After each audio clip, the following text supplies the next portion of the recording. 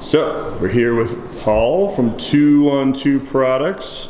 He's got some good, all kinds of good display here. Good stuff, good stuff. All right, so Paul, tell us a little bit more.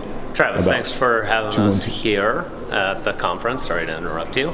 We're really excited to be here. This is our first conference, and we just launched our new company, 212 Environmental Products. This company was born out of our 25 years of working in the consulting industry, basically managing large contaminated sites and doing vapor intrusion assessments and monitoring. And what we've done is provided a single solution for vapor monitoring for consultants all over the world.